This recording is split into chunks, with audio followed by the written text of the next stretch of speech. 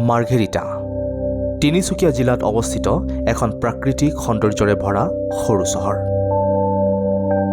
বুঢ়ীদিহিং নদীৰ পাৰত অৱস্থিত এই ঠাইখন পাটকাই পৰ্বতৰ পাদদেশত অৱস্থিত।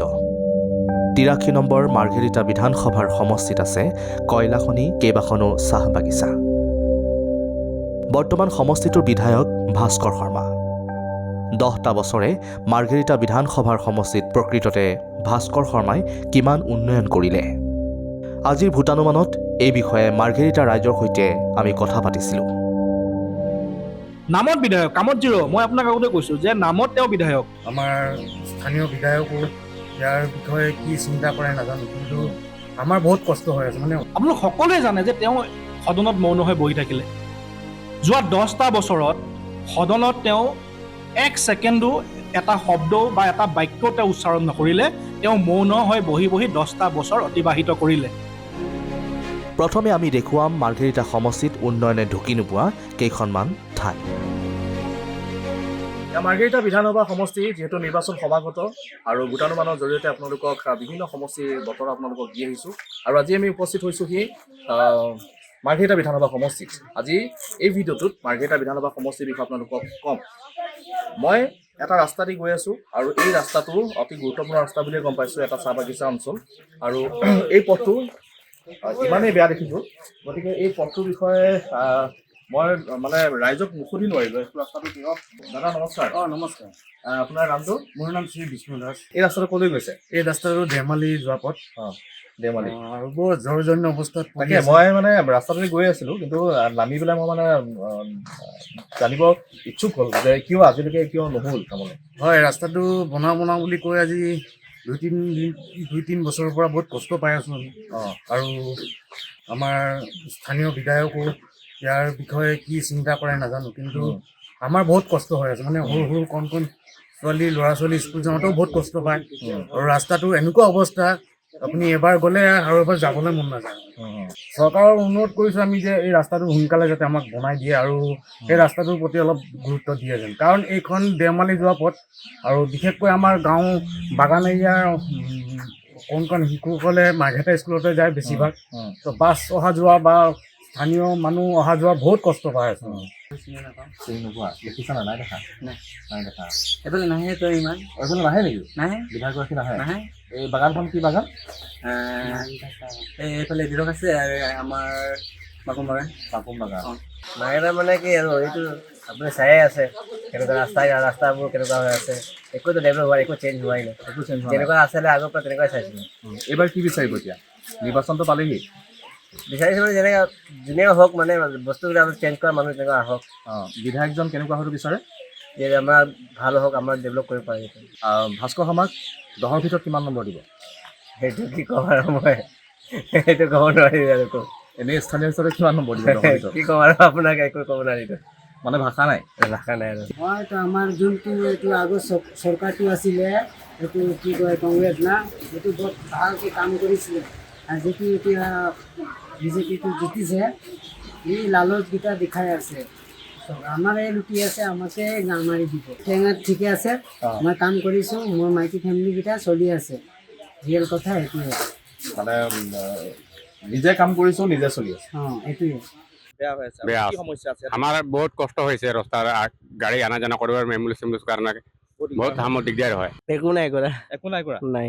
ৰাস্তাটো ইমান বেয়া? বহুত বেয়া, বহুত বেয়া। সমস্যা কি কি আছে ইয়াতে? ৰাস্তাৰ বেছি প্ৰব্লেম আছে। ৰাস্তা বেছি প্ৰব্লেম। বহুত কষ্ট পায়। এয়া হৈছে লিডুৰ টকলং গাঁৱৰ দৃশ্য।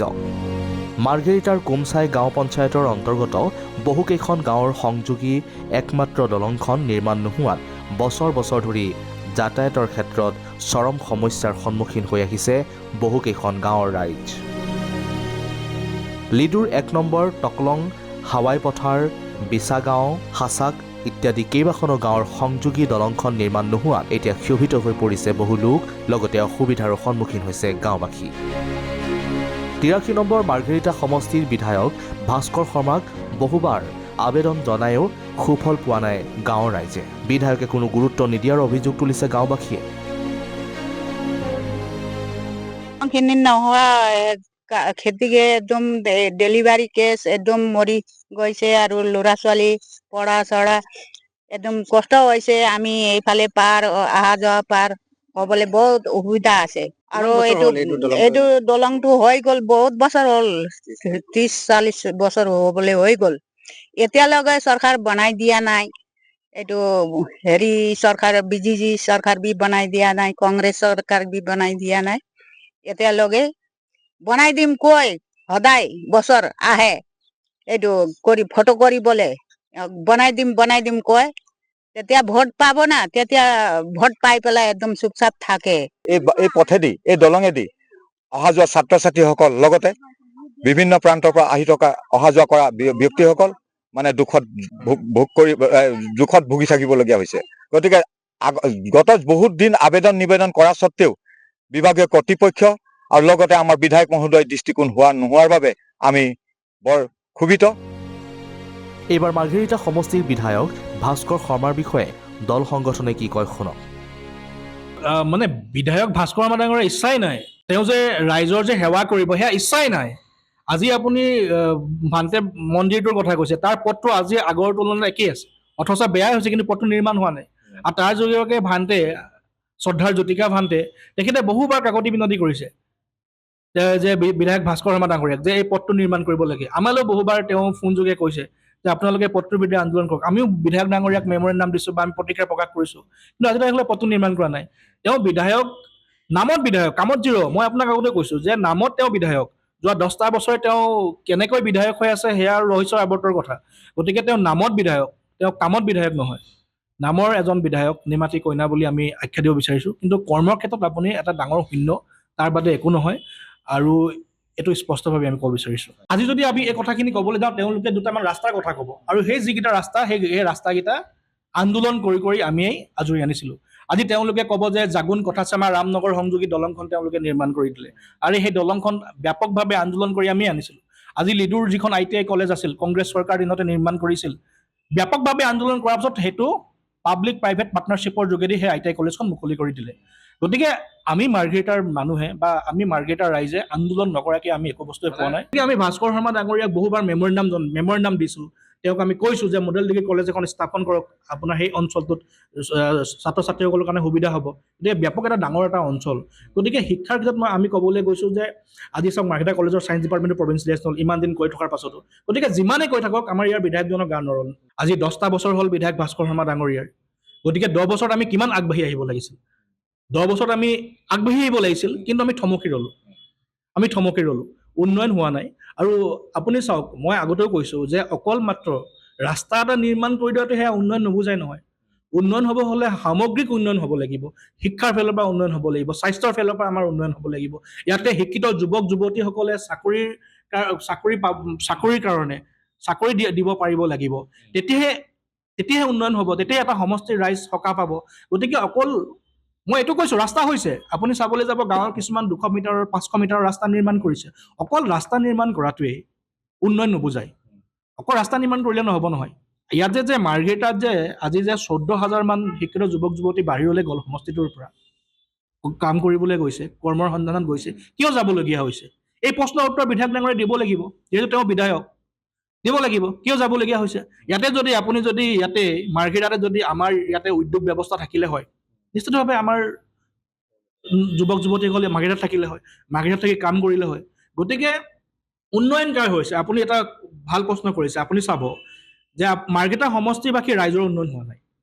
উন্নয়ন হৈছে বিধায়ক ডাঙৰীয়াৰ লগত যিসকল সোঁৱে বাওঁৱে জড়িত হৈ থাকে, তেওঁলোকৰ উন্নয়ন হৈছে। তেওঁলোকৰ ব্যাপকভাৱে উন্নয়ন হৈছে। ৰাজহুৱাকৈ ক'ব বিচাৰিছোঁ, তেওঁলোকৰ যদি আঙুলি 10টা, তাত 15টা সোণৰ আঙুঠি হৈছে। তেওঁলোকৰ যদি ঘৰৰ আগত যদি গাড়ী থ'ব পৰা ব্যৱস্থা এখন থাকে, তাত 3খনকৈ গাড়ী হৈছে। গতিকে তেওঁলোকৰ উন্নয়ন হৈছে। আজি বিধায়ক ডাঙৰীয়াৰ উন্নয়ন হৈছে। আজি বিধায়ক ডাঙৰীয়াৰ কেইটা পেট্ৰল ডিপু আছে? বিধায়ক ডাঙৰীয়াই মাৰ্ঘেৰিটা টাউনত কিমান বিল্ডিং ক্ৰয় কৰিছে? অজস্ৰ সা সম্পত্তিৰ মালিক কোন হৈছে? বিধায়ক ডাঙৰীয়া হৈছে। আৰু বিধায়ক ডাঙৰীয়াৰ লগত সোঁৱে বাওঁৱে জড়িত থকাসকলৰ উন্নয়ন হৈছে। আজি ৰাইজৰ কি উন্নয়ন হৈছে কওকচোন?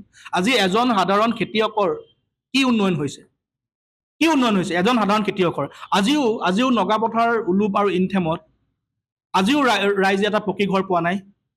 অথচ বিধায়ক ডাঙৰীয়াই সেইটো দায়িত্ব আছিলে, প্ৰধানমন্ত্ৰী আৱাস যোজনাৰ যোগেদি তেওঁলোকক ঘৰ দিয়াৰ, কিন্তু সেয়া দিয়াত ব্যৰ্থ হৈছে।